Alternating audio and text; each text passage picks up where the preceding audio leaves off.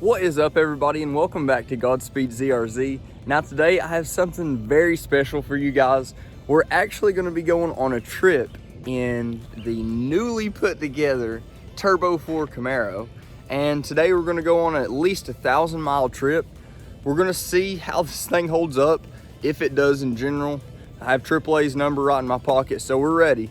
But we're actually going to drive up to that land I told you guys about previously. It's going to be about a 5-hour trip one way. So I'm going to go ahead and head up there right now, show you guys along the way, and then show you guys what we're working with whenever we get there.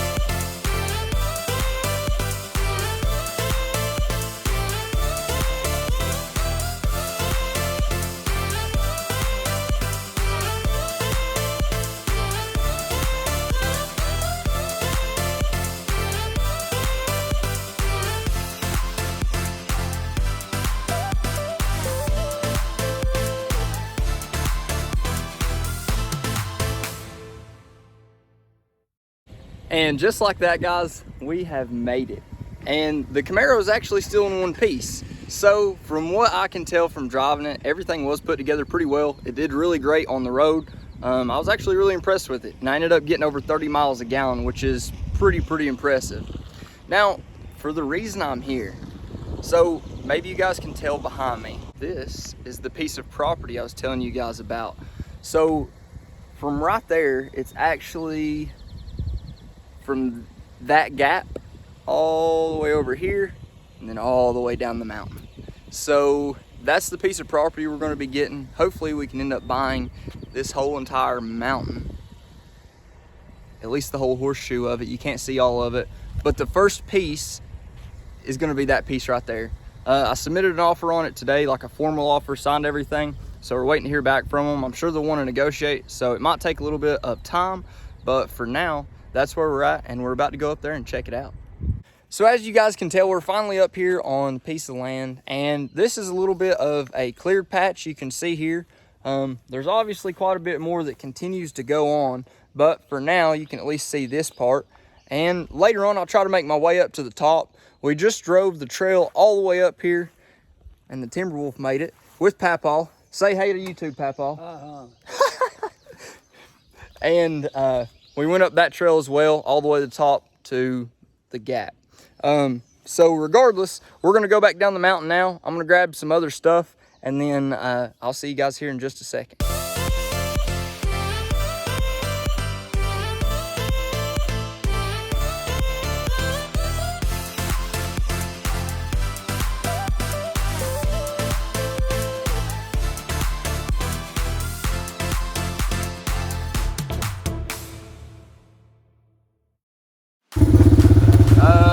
You don't get monetized if you don't censor.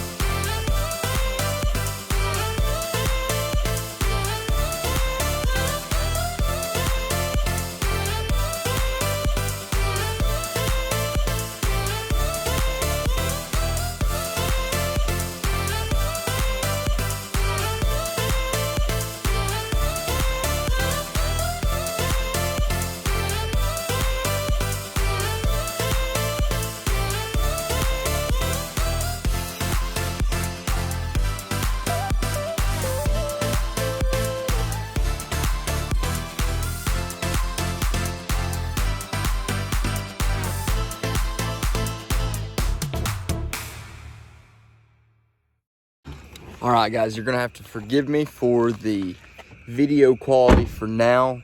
We just now made it back.